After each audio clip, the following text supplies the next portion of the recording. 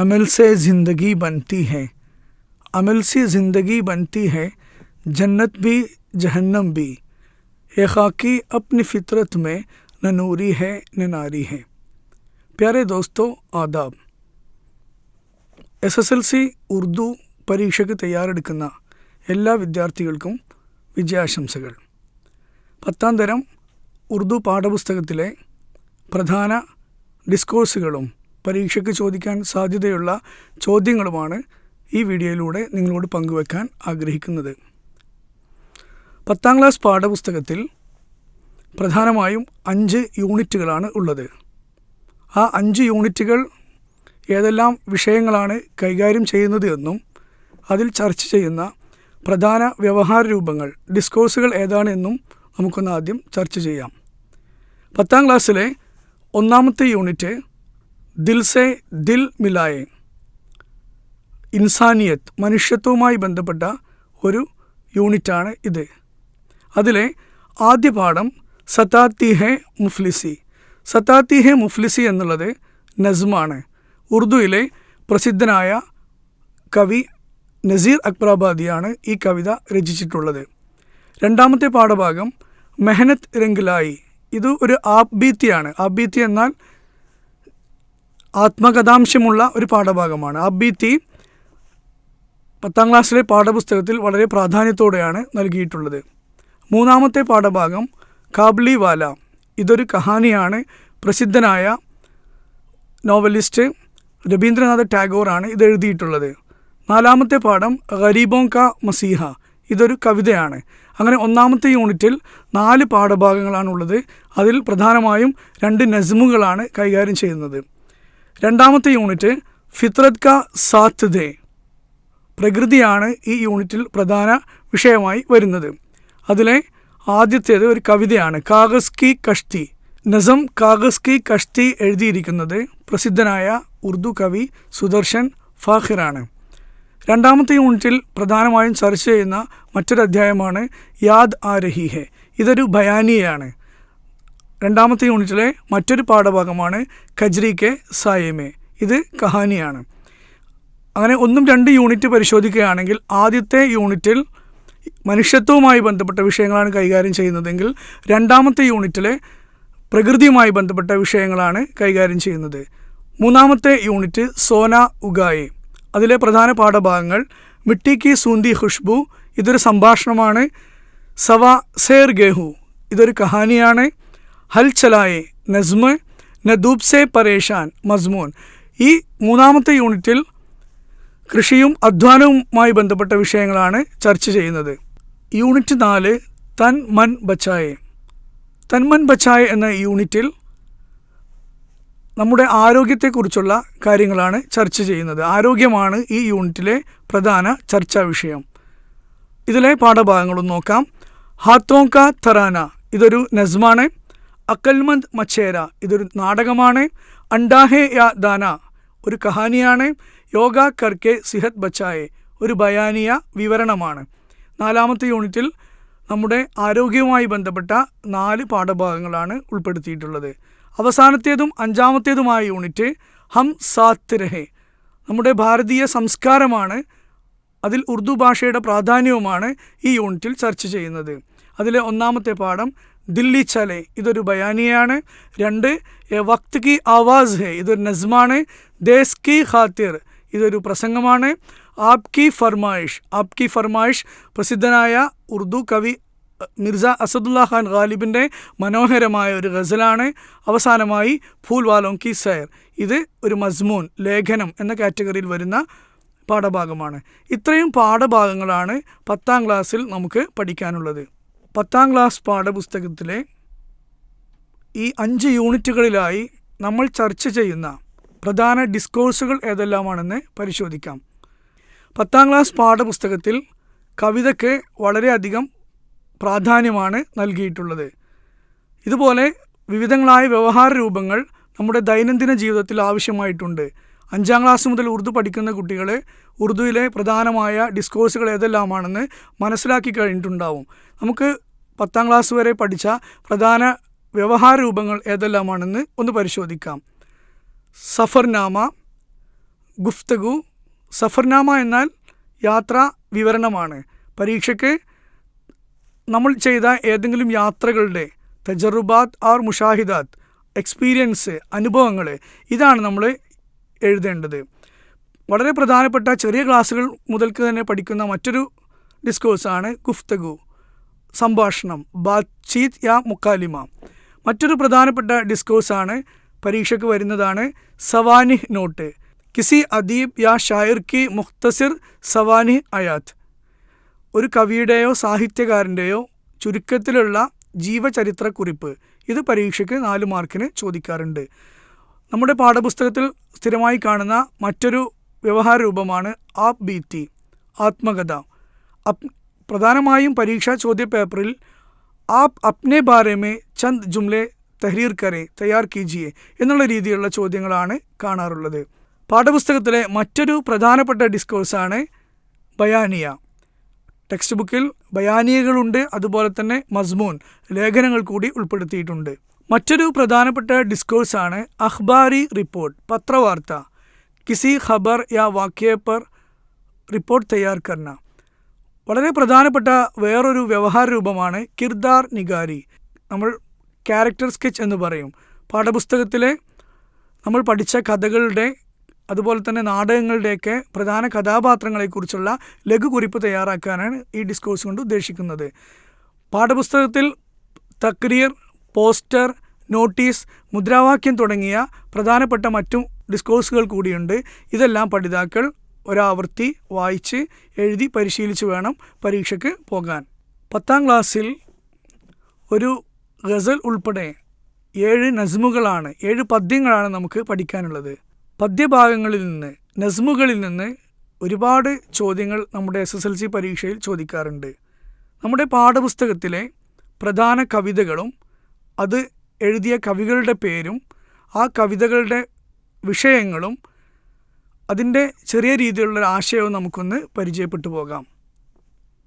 10ാം class പാഠപുസ്തകത്തിലെ ആദ്യത്തെ കവിതയാണ് സത്താത്തി ഹെ മുഫ്ലിസി. ഷായർ നസീർ അക്ബറാബാദിയാണ് ഈ കവിത എഴുതിയിട്ടുള്ളത്.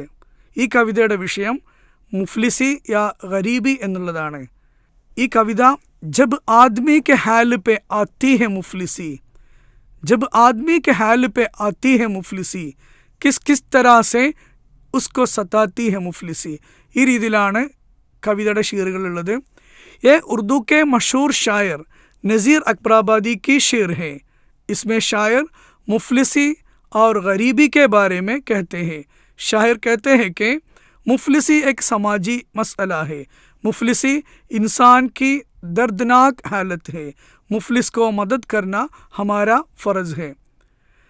സത്താത്തി ഹെ മുഫ്ലിസി എന്ന കവിതയുടെ ആശയം ഒരുപാട് ചോദ്യപേപ്പറിൽ ആവർത്തിച്ച് കാണാറുണ്ട്. അതുകൊണ്ട് ഈ പാഠത്തിൻ്റെ മഫ്ഹൂം, ആശയം എല്ലാ കുട്ടികളും വ്യക്തമായി മനസ്സിലാക്കിയിട്ട് വേണം പരീക്ഷയ്ക്ക് പോകാൻ. പാഠപുസ്തകത്തിലെ മറ്റൊരു പ്രധാനപ്പെട്ട കവിതയാണ് ഗരീബോं का മസീഹ. മദർ തെരേസയെക്കുറിച്ച് നിദാ ഫാസിലി എഴുതിയ മനോഹരമായ ഒരു കവിതയാണ് ഗരീബോं का മസീഹ. ഹർ ധൂപ്പ് മെ ഛാഊസി, ഹർ സിർ പെ ദുആഊസി, रोती हुई आंखों की ഭാഷാ ജോ പഠിത്തി थी. അതിൻ്റെ മഫ്ഹൂം നമുക്ക് ഈ രീതിയിലൊന്ന് എഴുതി നോക്കാം. ये उर्दू के मशहूर शायर निदा फासली की शेर है. इसमें शायर मदर तेरेसा के बारे में कहते हैं. शायर कहते हैं कि मदर तेरेसा गरीबों का मसीहा है, बीमारों की मदद करती है, अपनी ज़िंदगी लाचारों के लिए वक़फ़ कर दी थी. മദർ തെരേസയുടെ കവിതയിൽ നിന്ന്, ഗരീബോं का മസീഹ എന്ന കവിതയിൽ നിന്ന് ആശയം എഴുതാനുള്ള, മഫ്ഹൂം എഴുതാനുള്ള ചോദ്യം വരികയാണെങ്കിൽ നമുക്ക് ഈ വിധത്തിൽ എഴുതാം. ഇങ്ങനെ പാഠപുസ്തകത്തിലുള്ള മറ്റു കവിതകൾ കൂടി നമുക്കൊന്ന് പരിശോധിക്കാം. മറ്റൊരു പ്രധാനപ്പെട്ട കവിതയാണ് കാഗസ് കി കഷ്തി. സുദർശൻ ഫാഖിറാണ് ഈ കവിത എഴുതിയിട്ടുള്ളത്. ഈ കവിതയുടെ വിഷയം ബച്പൻ എന്നുള്ളതാണ്. യെ ദൗലത്ത് ബി ലേ ലോ, യെ ഷഹറത്ത് ബി ലേ ലോ, ഭലേ ചീൻ ലോ മുജ്സെ മേരി ജവാനി. ഇങ്ങനെയാണ് ആ കവിത ആരംഭിക്കുന്നത്. വളരെ മനോഹരമായൊരു കവിതയാണ്. ആ കവിതയുടെ ആശയം നമുക്കൊന്ന് പരിചയപ്പെടാം. ये उर्दू के मशहूर शायर सुदर्शन फ़ाखिर की शेर है.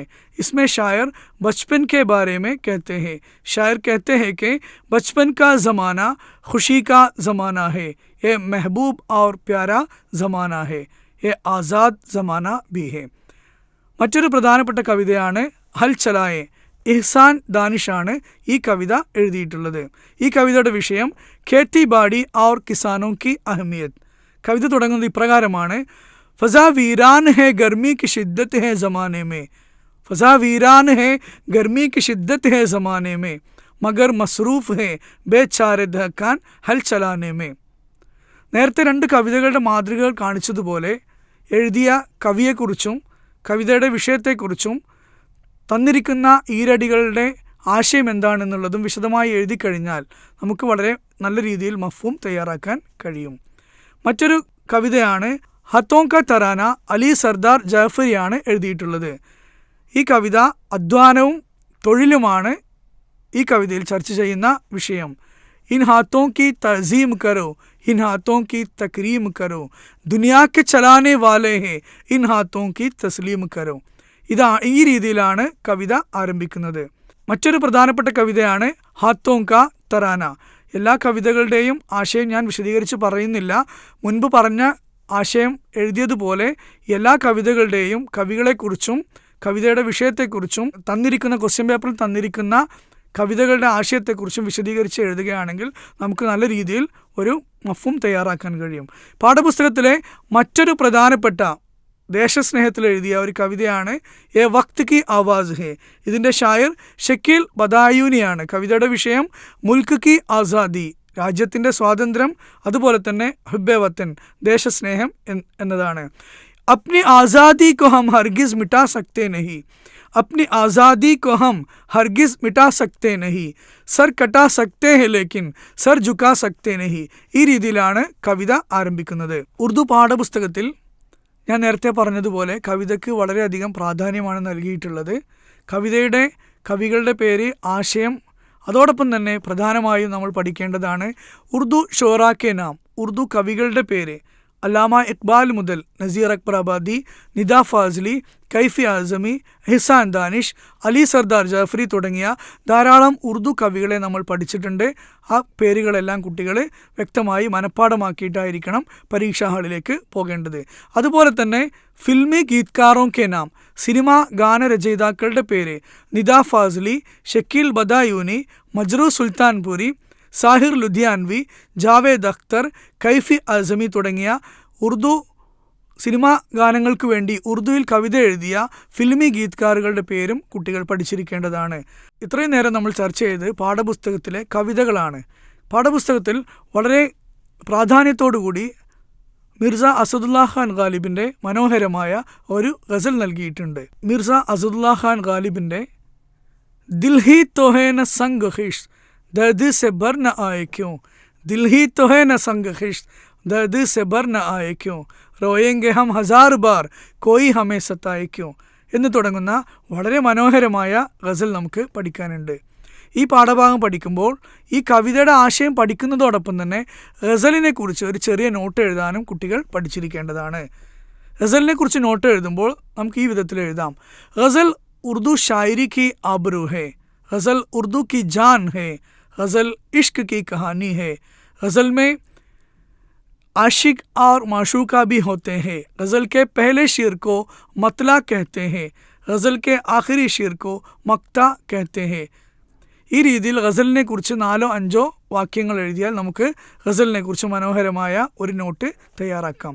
ഗസൽ പഠിക്കുമ്പോൾ കവികളെക്കുറിച്ച് ഞാൻ പറഞ്ഞതുപോലെ പ്രസിദ്ധരായ ഗസൽഗോ ഷായറുകളുടെ പേര്, അതുപോലെ തന്നെ ഗസൽ ഗലൂക്കാറുകളുടെ പേരും കുട്ടികൾ അറിഞ്ഞിരിക്കേണ്ടത് ആവശ്യമാണ്. പ്രസിദ്ധരായ ഗസൽഗോ ഷായറുകളാണ് മീർ തഖി മീർ, ജിഗർ മുറാദാബാദി, മോമിൻ ഖാൻ മോമിൻ, വലി ദഖ്നി. ഈ ഗസൽഗോ ഷായറുകളുടെ പേര് കുട്ടികൾ പഠിക്കേണ്ടതുണ്ട്. ഗസൽഗോ ഷായറുകളെ പോലെ തന്നെ ഈ മനോഹരമായ ഗസലുകൾക്ക് മനോഹരമായ ശബ്ദം നൽകി ആലപിച്ച ഗസൽ ഗലൂക്കാറുകളുടെ പേരും കുട്ടികൾ അറിഞ്ഞിരിക്കേണ്ടത് ആവശ്യമാണ്. ഏതാനും ഗസൽ ഗലൂക്കാറുകളുടെ പേര് ശ്രദ്ധിക്കൂ: മുഹമ്മദ് റഫി, മെഹദി ഹസൻ, ഗുലാം അലി, ഹരിഹരൻ, ജഗ്ജീത് സിംഗ്, പങ്കജ് ഉദാസ്. പാഠപുസ്തകത്തിലെ പ്രധാന കവിതകളും അതിൻ്റെ ഏതാനും ചോദ്യ മാതൃകകളുമാണ് നമ്മൾ ഇതുവരെ ചർച്ച ചെയ്തത്. എല്ലാവർക്കും നന്ദി.